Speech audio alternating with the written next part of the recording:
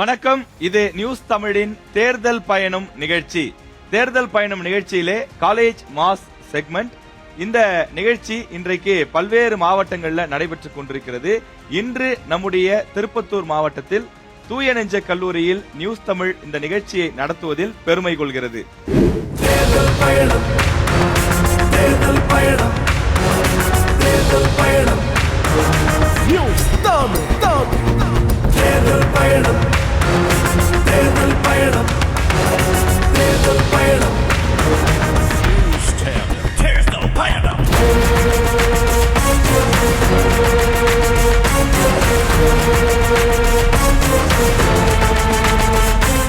நம் கல்லூரியினுடைய முதல்வர் மரிய ஆண்டனி ராஜ் அவர்களை அன்புடன் நியூஸ் தமிழ் மேடைக்கு அழைக்கிறது. சார் வணக்கம். நண்பர்களே, ஒவ்வொரு குடிமகனும் இந்த தேர்தலில் வாக்களிப்பது என்பது உங்களுடைய தலையாய கடமை. நீங்கள் எவ்வாறு இந்த தேர்தலையும் அரசியலமைப்பு, இந்திய அரசியலமைப்பை நீங்கள் புரிந்திருக்கிறீங்க, அது ரொம்ப ரொம்ப முக்கியம். ஒவ்வொருத்தருக்கும் உங்களுடைய தனிப்பட்ட கருத்துக்கள் தேவை. நம்ம மற்றவங்களால அழுத்தத்தினால நம்ம ஸ்வே ஆக முடியாது. தேர்தலை பற்றி உங்களுடைய புரிதல் என்ன என்பதை அறிந்து கொள்ள விரும்புகிறோம். குறிப்பாக நம்ம ஒவ்வொரு வாட்டியும் எலெக்ஷன் வந்தா ஓட்டு போடுறோம். இங்க இருக்கக்கூடியவர்கள 90% பேர் முதல் தலைமுறை வாக்காளர்களாக இருக்கிறாங்க. முதல் முறையா நீங்க வாக்களிக்க போறீங்க, முதல் முறை வாக்காளர்கள், அப்படிதானே? நான் ஏன் ஓட்டு போடணும், என்னுடைய ஓட்டு சமூகத்துல ஒரு மாற்றத்தை ஏற்படுத்துமா அப்படின்ற ஒரு கேள்வி இருக்கு. இதற்கு பதில் சொல்ல யார் தயாரா இருக்கீங்க? எங்க அப்பா அம்மா இந்த கட்சிக்கு நான் ஓட்டு போட்டிருக்காங்க, அதனால நானும் அந்த கட்சிக்கு ஓட்டு போடுறேன் அப்படின்னு சொல்லிட்டு சிலர் இருக்காங்க. அதே மாதிரி பாத்தீங்கன்னா நிறைய பேர் சோசியல் மீடியா, அந்த சமூக வலைத்தளங்கள்ல பார்த்து புல்லரிச்சு அந்த சில கட்சிகளுக்கு போய் ஓட்டு போடுறேன், அது மாதிரியும் இருக்காங்க. அதெல்லாம் இல்லாம நம்ம தமிழகத்துக்கு நம்ம நாட்டுக்காக யார் எந்த கட்சி நம்மளுக்கு நல்லது செய்யுது, அது மாதிரி நம்ம தெளிவான ஒரு சிந்திப்போட நம்ம ஓட்டை அணுகணும். நான் ஜவ்வாது மலை பழங்குடியினர் பகுதியை சேர்ந்து கல்லூரியில படிக்க வரேன். ஒரு பின்தாங்கிய வகுப்புல இருந்து இன்னைக்கு நான் ஒரு பட்டதாரியா படிக்க வர காரணம் ஓட்டு. ஏன்னா யார் அரசு என்னென்ன செய்யறாங்களோ அந்த சலுகையில நான் படிக்க வரேன். என் தந்தை பெரும்பாலும் ஒரு கூத்து வாத்தியார் என்பதால நாடகம் ஆடுவாரு. அவருக்கு பெரிதா இந்த ஓட்டு பத்திலாம் பெருசா புரிதல் இல்லை. கண்ணா இன்னைக்கு ஓட்டு போடுறேன்டா சொல்லி ஓட்டு போட்டு வந்தவர். இப்போ நான் முதல் தலைமுறை என் வீட்டில் பட்டாதாரியா படிக்கும் போது சமத்துவம்னா என்ன, அப்பா யாருக்கு ஓட்டு போட்டால் எப்படிப்பா இருக்கும்னு சொல்கிறேன். இந்த ஜாதி மதம் வேறுபாடு இன்றி இந்த மாதிரி ஓட்டு போடுப்பான்னு நான் அப்பாவுக்கு சொல்லி கொடுத்துருக்கேன். இந்த வருஷம் நான் ஃபர்ஸ்ட் டைம் ஓட்டு போட போகிறேன். என்னோட கருத்து எப்படின்னா, சமத்துவத்தையும் மதம் வேறுபாடு இல்லாத, பார்ப்பனர் ஆதிக்கம் இல்லாத யார் ஒருவர் கொள்கையை பேசுகிறாங்களோ அவங்களுக்கு நான் உண்மையாக ஓட்டு அளிப்பேன். இதுதான் என்னோட முதல் ஓட்டாக இருக்கும். பெண்ணா ஒரு ஸ்டூடெண்டா அவங்க புரிதல் அப்பாக்கு சொல்லி கொடுக்கறாங்க, இது பண்ணுங்க அப்படின்னு அவங்க சொல்லி கொடுக்கறாங்க. அதுவும் ரொம்ப நம்ம கல்வியினுடைய நோக்கமே அதுதானே ஹாசினி. நம்ம தெரிஞ்சுக்கிட்டு நாம பயன்படுறது மட்டும் இல்லாம நம்ம சுத்தி இருக்கிறவங்களுக்கு, குறிப்பா நம்மளுடைய பெற்றோர், அவங்களுக்கும் சேர்த்து சொல்லி கொடுக்கணும். அது ரொம்ப முக்கியம். நம்ம நாட்டுல நிறைய ஊழல்லாம் நடக்குது. அந்த ஊழலை நம்ம எப்படி தடுத்து நிறுத்தணும் அப்படின்னா, நம்ம கரெக்டான ஒரு தலைவரை தேர்ந்தெடுக்கும் போது மட்டும்தான். ஸோ நம்ம தலைவரை தேர்ந்தெடுக்கணும்னா நம்ம ஒவ்வொருத்தரோட ஓட்டும் முக்கியத்துவமானது. ஓட்டுன்றது நம்மளுக்கு ரொம்ப பழைய விஷயம்தான். சேர சோழ பாண்டியிலிருந்தே குடைவோலை முறையிலிருந்து ஓட்டு போறது நம்மளுக்கு தெரியும். இந்த உரிமை அப்படின்றது தான் புதிய விஷயம். சுதந்திரம் வந்த பின்னாடி இருந்தா நம்மளுக்கு உரிமைன்றது டாக்டர் அம்பேத்கர் நம்மளுக்கு வாங்கி தந்துக்கிறாரு, இந்த ஓட்டு உரிமை என்பது. சாமிகளா முதல்ல கைத்தட்டலாமே, கைத்தட்டுங்கப்பா. சேர சோழ பாண்டியர்ல அம்பேத்கர் வரைக்கும் என்ன டிபார்ட்மெண்ட் படிக்கிறீங்க? நான் செல்வம், எக்கனாமிக்ஸ் டிபார்ட்மெண்ட் படிக்கிறேன். Super super, very good. 5 ஆண்டு காலத்துல நமக்கு கிடைக்கிற ஒரே ஒரு பவர்ஃபுல் ஆயுதம் ஓட்டு உரிமை மட்டும்தான். அந்த தேர்தல் முடிந்ததும், அந்த ஓட்டை போட்டு முடிந்ததும், அந்த 5 ஆண்டு காலம் நாம தேர்ந்தெடுத்த ஒரு ரெப்ரசன்டேட்டிவ் தான் நமக்கான வாய்ப்புகளையும் வசதிகளையும் மேல சட்டமன்றத்திலே இருக்கட்டும், பாராளுமன்றத்திலே இருக்கட்டும் பேசி நமக்கான உரிமைகளை வாங்கி தரதுக்கான ஒரே ஒரு ஆயுதம் இந்த ஓட்டு தான். இதை நாம பயன்படுத்துறது எப்படின்றத நமக்குள்ளதான் இருக்குது. 5 வருஷத்துல நம்ம சூஸ் பண்றதுக்கு முன்னாடி ஒரு கட்சி அதை பண்ணுது இதை பண்ணுதுன்னு சொல்லிட்டு நம்ம சூஸ் பண்ணிடுறோம். அடுத்த 5 வருஷத்துல அந்த சூஸ் பண்ணாத மக்கள் அவங்களோட குறைகளை மட்டும்தான் பாக்குறாங்க. அதை சூஸ் பண்றதுக்கு முன்னாடியே அவங்களோட குறைகளை பார்த்து ஆராய்ச்சி ஒரு நல்ல முடிவா எடுத்து சூஸ் பண்ணோம்னா நாமளே இந்தியாவை முன்னேற்றத்துக்கு நாம தான் வழிவகுக்கிற மாதிரி இருக்கும்னு நான் நினைக்கிறேன். நோட்டாவில் ஓட்டு போட்டா வேஸ்ட் தானே அப்படின்னு சொல்றாங்க. இப்ப பாய்ஸ் கேர்ள்ஸ் உங்க 2 பேர் சைட்ல இருந்து ஒருத்தர் பேசுங்க. நோட்டானா என்ன, நோட்டாவுக்கு போடுற ஓட்டு வேஸ்ட் அப்படின்னு ஒரு கருத்து இருக்கு. இல்ல சார், நோட்டாவில் ஓட்டு போடுறதும் கரெக்ட் தான், அது சில மாற்றங்களை உருவாக்கும், சில நல்லதை கொடுக்கும் அப்படின்றாங்க. எந்த ஒரு கட்சியினரும் சாராதவங்க அதனால் இது வரைக்கும் எனக்கு பெனிஃபிட் எதுவும் கிடைக்கல அப்படின்றவங்க தான் அந்த நோட்டாவை முக்கியத்துவம் கொடுக்குறாங்க. நோட்டா அப்படின்றது வந்து 2013 இந்தியாவில் வந்து கொண்டு வராங்க. எதனால அப்படின்னா எந்த ஒரு அரசியல் கட்சிகளும் எனக்கு அது பிடிக்காத பட்சத்தில் நான் நோட்டாவை வந்து போடுறேன் அப்படின்னாங்க. குறிப்பாக நோட்டாக்கு வந்து நம்ம ஓட் பண்ணோம்னா அது முழுக்க முழுக்க ஒரு வேஸ்டாக தான் இருக்கும். உனக்கான உன்வாக்கு உன்னுரிமை அப்படின்ற பட்சத்தில் நீ நோட்டாக்கு போடுறீங்க. நோட்டாக்கு வந்து ஒரு அதிகாரமே இல்லை.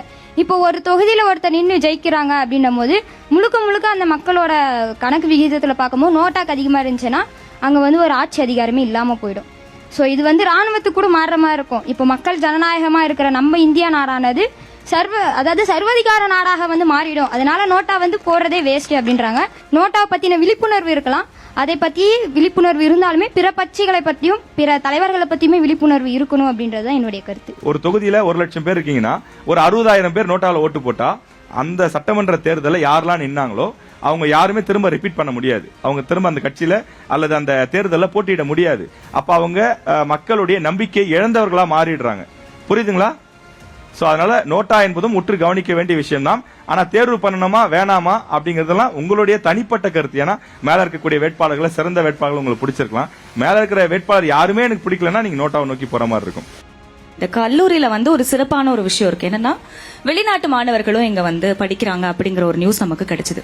சோ அவங்க கிட்ட கண்டிப்பா கேட்கணும் இல்லையா, நம்ம ஊர்ல எப்படி இருக்கு, அவங்களுக்கு ஏதாவது எலெக்ஷன் பத்தி தெரியுதா, நம்ம ஊர் மக்கள்லாம் எப்படி வரவேற்கிறாங்க, நம்ம அரசியல் தலைவர்கள் கிட்ட அவங்களுக்கு ஏதாவது கோரிக்கைகள் இருக்கா அப்படிங்கறத கண்டிப்பா இந்த இடத்துல கேட்கணும் அப்படின்னு முடிவு பண்ணி இந்த நிகழ்ச்சியை அவங்க எப்படி பார்க்கறாங்க, இந்த மாதிரி பல்வேறு விஷயங்கள் நம்ம அவங்க கிட்ட கேட்டு தெரிஞ்சுக்கலாம் அப்படின்னு சொல்லி நான் சில ஸ்டூடெண்ட்ஸை இங்க கூப்பிட்டு வந்திருக்கேன். சோ அவங்க கிட்ட பேசலாம் அப்படின்னு.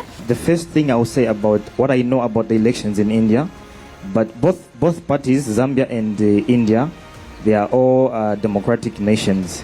So, but they differ in electoral structures. So, in Zambia we have a different structure. So, our electoral structure they follow the presidential democratic system, but in India there is a federal parliamentary system. So in Zambia, the system is a person has to first go through the registration process, and that person has to be 18 and above. So that person, if he's 18 above, then that person is eligible to take part in politics. அவர் Zambia நாட்டை சேர்ந்தவர். அந்த நாட்டிலயும் சரி இந்தியாவிலயும் சரி ஜனநாயக நாடு தான் ரெண்டுமே. ஆனா சின்ன சின்ன டிஃபரன்ஸ் தான் இருக்கு அப்படின்னு ப்ராவிடன்ஸ்னு சொல்றாங்க. That is also the state. We call our states providence. It's similar actually. So ரெண்டுமே வந்து இருக்கு. அங்க 11 ப்ராவின்ஸ் இருக்கு அப்படின்னு சொல்றாங்க. 11 ஸ்டேட்ஸ் நம்ம ஊர் வழக்கில் சொல்லணும் அப்படின்னா கிட்டத்தட்ட ஒரே மாதிரியான ப்ராசஸ் தான். அந்தந்த ஊருக்குன்னு ஒரு தலைவர் இருப்பாங்க அப்படிங்கிற மாதிரி. ஆனா அங்க வந்து அதிபர் தான் தலைமை தாங்குவார். யூஎஸ்ல எல்லாம் கூட அதிபர்லாம் தலைமை தாங்குவாங்க இல்லையா, அந்த மாதிரி தான். Are you aware of any political leaders here? Do you know any of their names? Aware of two so far, Vijay and Stalin. Okay. Vijay and Stalin. Could you share me your experience, how people of Tamil Nadu are welcoming you? Most of the people are very friendly and they like to ask me a question, have you eaten? And that's something that I found very nice because they are able to interact with you well and they want to know how you're doing. If your stay here is nice, actually. They like asking me, Satya. So, சாப்பிட்டியா? வந்தாரை வாழ வைக்கும் Tamil Nadu. They are very inclusive and they are very friendly and I find my stay here nice actually. அதாவது தமிழக மக்கள் வந்து எல்லாருக்குமே விருந்தோம்பல் அப்படிங்கிற ஒரு விஷயம் வந்து நம்ம ரொம்ப சிறப்பு வாய்ந்தவங்க. ஒருத்தவங்களை பார்த்தா எப்படி இருக்கீங்க, சாப்பிட்டீங்களா அப்படின்னு கேட்கறது தான் ரொம்ப முக்கியமான விஷயம். அது எங்களுக்கு ரொம்ப பிடிச்சிருக்கு. எங்க கிட்ட ரொம்ப ஃப்ரெண்ட்லியா இருக்காங்க அப்படின்னு சொல்லி தமிழ்லயே அந்த சாப்பிட்டியா அப்படிங்கறத ரொம்ப அழகா சொல்லிருந்தாங்க. தேங்க்யூ.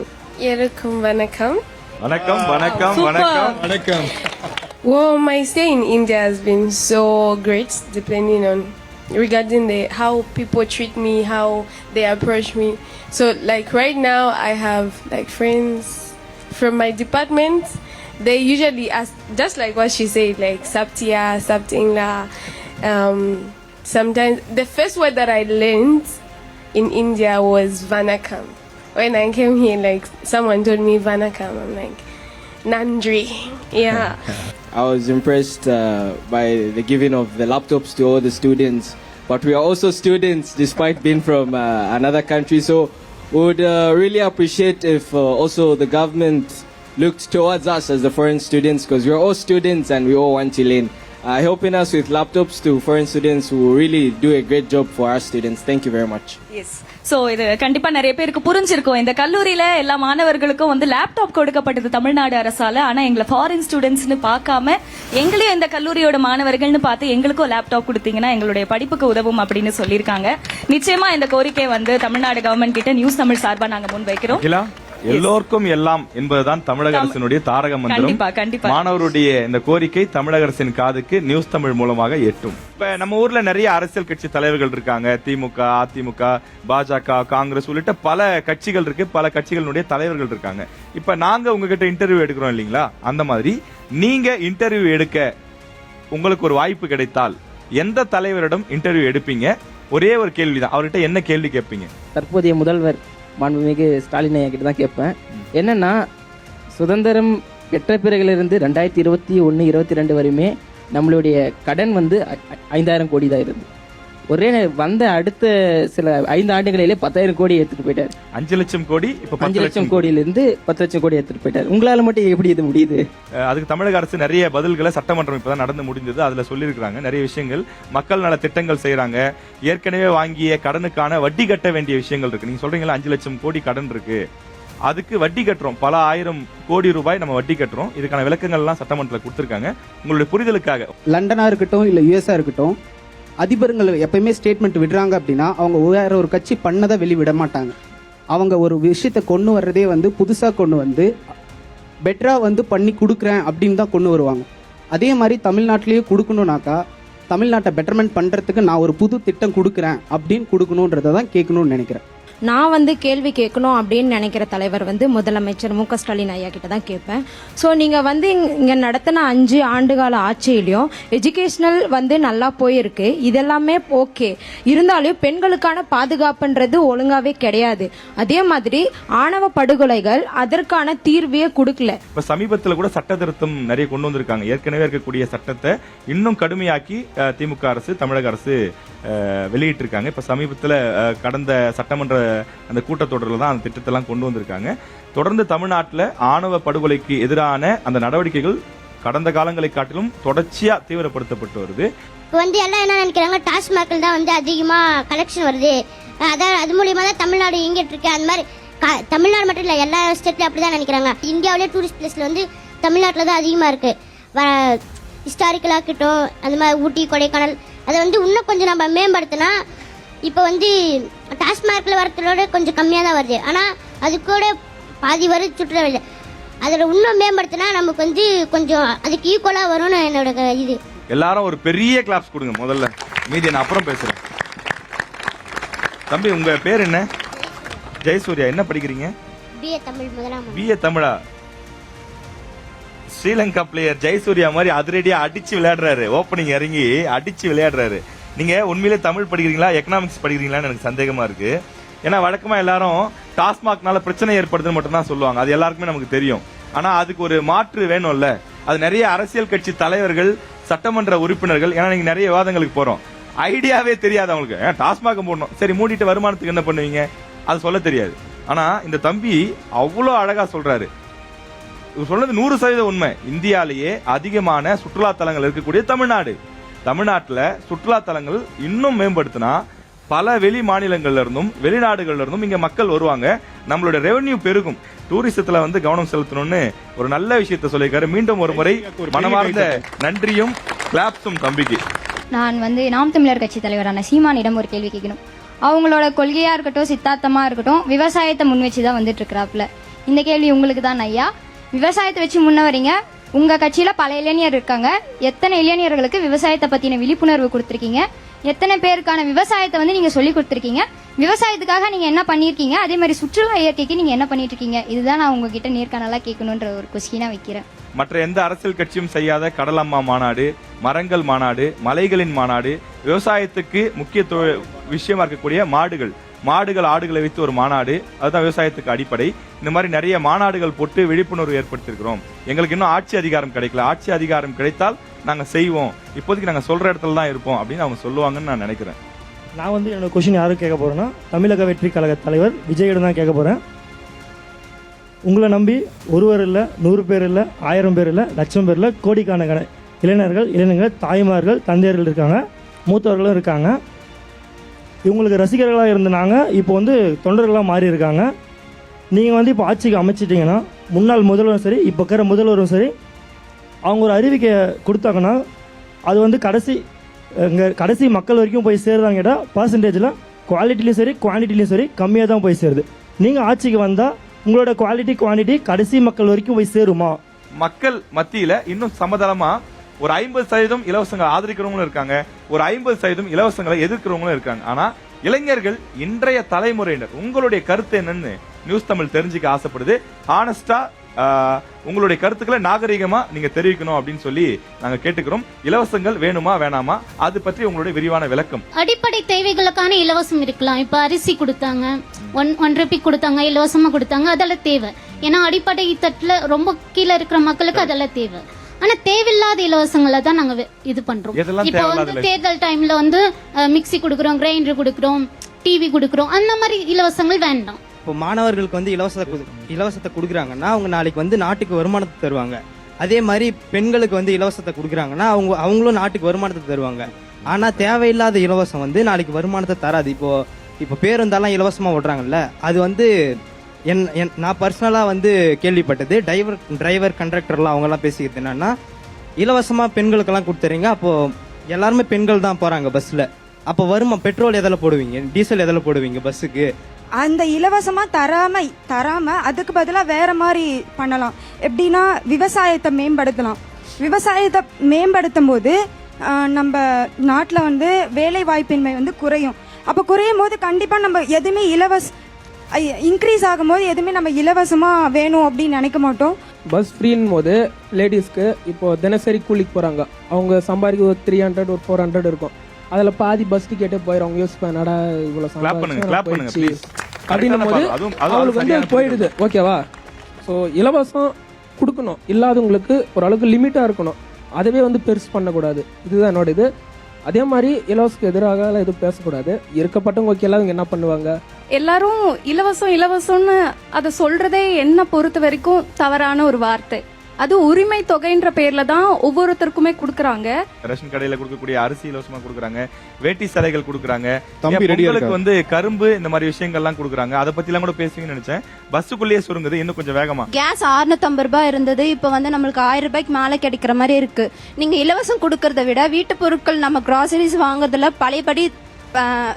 பழைய விலைக்கே வரலாமே. நீங்க இதுல இலவசம் கொடுத்துட்டு நீங்க அதுல போறீங்க, அதனால எங்களுடைய வாழ்வாதாரம் இன்னும் அதிகமா எக்ஸ்பெக்ட் பண்ற மாதிரி இருக்கு. 12th வந்து நான் டைரக்டா பார்த்த ஒரு பொண்ணு டிஸ்கன்டினியூ பண்ணிட்டாங்க. 12th வந்து குடும்ப சூழ்நிலை காரணமா அவங்களால மேல படிக்க முடியல. நான் வந்து இப்போ வந்து ரீசெண்டா இப்போதான் அந்த பொண்ணு வந்து ஜாயின் பண்ணாங்க. ஆனால் வந்து அந்த பொண்ணுக்கு அந்த 1000 rupees கிடைச்சதுனா இல்லை. ஏன்னா வந்து யார் இப்போ 12th முடிச்சாங்களோ அவங்களுக்கு தான் அந்த 1000 rupees கொடுக்குறாங்க. நான் வந்து என்ன சொல்ல வரேன்னா, இப்போ வந்து அந்த திட்டம் வந்து எதுக்காக கொண்டு வந்தாங்க, அடுத்தடுத்து வந்து பசங்க வந்து படிக்கணுன்றதுக்காக தான் கொண்டு வந்தாங்க. தேவைப்படுறவங்களுக்கு கிடைக்காம தேவையில்லாதவங்களுக்கு வந்து அந்த திட்டங்கள் வந்து போய் சேருதா நான் நினைக்கிறேன். நான் ஒரு ஆசிரியராக பார்க்கறது வந்து பார்த்தா, நானும் ஒரு மாணவனாக இருந்து தான் வந்திருக்கேன். நான் ஒரு கிராமப்புற பின்னணியிலிருந்து தான் வந்திருக்கிறேன். இந்த இலவசங்கள் பற்றி எங்கள் மாணவர்கள் நிறைய கருத்துக்களை சொன்னாங்க. என்னோட பார்வை எப்படி இருக்குன்னா, எங்கள் வீட்டில் எனக்கு விவரம் தெரிய நான் கல்லூரி வந்து முதல் டிவி அரசாங்கம் கொடுத்து இலவச டிவியை தான் நான் பார்த்தேன். ஏன்னா அதுக்கு முன்னாடி பணக்கார வீடுகளில் மட்டும்தான் டிவி இருக்கும். இந்த சமையல் எரிவாயு அப்படிங்கிறதெல்லாம் எங்கள் அம்மாவெல்லாம் விறகடுப்பு தான் வச்சு இது பண்ணுவாங்க. அது மழைக்காலங்களெல்லாம் பார்த்தீங்கன்னா வீட்டுக்குள்ளே அங்கங்கே தூக்கிட்டு ஓடி போய் ரொம்ப சிரமப்படுறவங்கள எங்கள் வீடு மட்டும் இல்லை, அது மாதிரி ஆயிரக்கணக்கான வீடுகளை நான் பார்த்துருக்கேன். அரசாங்கம் கொடுத்த எரிவாயு தான் எங்கள் வீட்டில் முதல் எரிவாயு.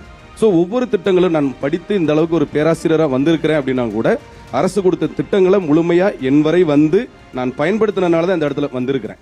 ஆகவே அந்த இலவசங்கள் என்பது பொத்தாம்பதுவா சொல்லாம அது ஒரு சமூக நீதி அப்படிங்கிற பார்வையில் நம்ம பார்க்கும்போது யாராருக்கு அது தேவையோ அது சென்றடைய வேண்டும் என்பதுதான். இப்ப சார் வந்து உங்ககிட்ட இதெல்லாம் பகிர்ந்திருப்பாரான்னு எனக்கு தெரியல. நியூஸ் தமிழுடைய தேர்தல் பயணம் நம்ம காலேஜ் மாஸ் நிகழ்ச்சி மூலமா இதை உங்ககிட்ட பகிர்ந்துக்கிறதுக்கு ஒரு நல்ல வாய்ப்பா இந்த நிகழ்ச்சி அமைஞ்சிருக்கு.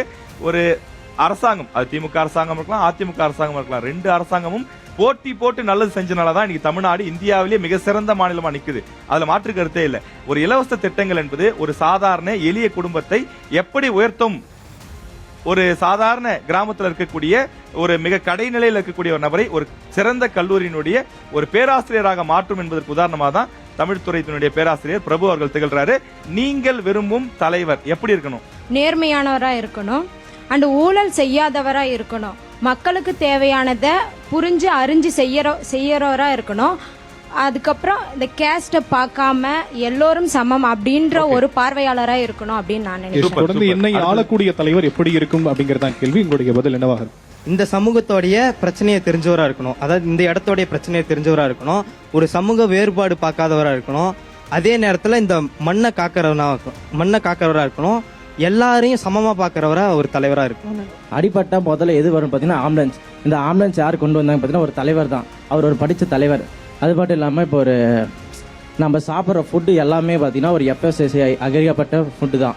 அதெல்லாம் யார் கொண்டாந்து பார்த்தீங்கன்னா அது ஒரு தலைவரால் தான். அதெல்லாம் நம்மளுக்கு படித்த தலைவர் வேணும்னு சொல்லிட்டு நான் வரலாற்றை தெரிந்தவராக இருக்கணும். ப்ளஸ் ஒரு ஸ்கீம் கொண்டு வராங்க இல்லை ஏதாவது ஒரு திட்டம் கொண்டு வராங்கன்னா அதை ஃபியூச்சரில் இப்போ ஒரு 2 வருஷம் இல்லை 5 வருஷம் இல்லாமல் அதுக்கப்புறம் எப்படி இருக்கணும் அப்படின்னு யோசிச்சு செயல்படுத்தணும் அப்படின்னு நான் நினைக்கிறேன். தொலைநோக்கு பார்வை இருக்கணும். எந்த ஒரு திட்டம்னாலும் எதிர்காலத்தை யோசிச்சு அந்த திட்டத்தை கொண்டு வரணும் அப்படின்னு சொல்லியிருக்காங்க. அரசாங்கம் மேல கொடுக்கற ஒன்று எல்லாருக்கும் பிரிச்சு கொடுக்கணும். அடிப்படை அறிவு இல்லாதவங்களுக்கு இந்தந்த திட்டம் எல்லாம் இருக்கு, இதெல்லாம் உங்களுக்கு தேவைன்றத அவங்களுக்கு சொல்லி புரிய வைக்கணும். தினமும் ஒரு வாரத்துல ஒரு நாளாவது ஒரு கூட்டம் மாறி வச்சு அவங்களுக்கு அதை பேசணும். சுயநலன் கருதாமல் பொதுநலன் கருதி மக்களுக்காக வாழணும்னு நான் நினைக்கிறேன். கஷ்டம் கண்டு ஓடி போறவன் தலைவன் கிடையாது. அவர் கடைசிமோ கஷ்டமோ துன்பமோ அவங்க நின்று தமிழ்நாட்டுக்காகவும் எது நல்லது பார்த்து பண்றவங்க தான் தலைவன். என்னோட பாயிண்ட். தொடர்ந்து நம்ம மாணவருடைய கருத்தா கேட்டுட்டு இருக்கோம். ப்ரொஃபசர் அஜய் சார் நம்ம கூப்பிடலாம். மேக்ஸ் டிபார்ட்மெண்ட்ல இருந்து அஜய் சார். மக்களை ஆளும் தலைவர்களுக்கு மக்களை தெரிந்திருக்க வேண்டும். உதாரணமாக இப்ப 2 நாளுக்கு முன்பு காலமான தோழர் நல்லக்கண்ணு நிறைய மாணவர்களுக்கு இப்பதான் தெரிஞ்சிருக்கும் அவரை பத்தி. ஒரு அரசியல் கட்சி தலைவர் எப்படி இருக்கணும்னு நம்ம ரொம்ப நேரம் கேட்டுட்டு இருந்தோம். ஒரு வரியில ஒரு பெயரோட அதை ரொம்ப அழகா சொல்லியிருக்காரு. தோழர் நல்லக்கண்ணு ஐயா மாதிரி இருக்கணும் அப்படின்னு சொல்லி அருமையா சொல்லியிருக்காரு.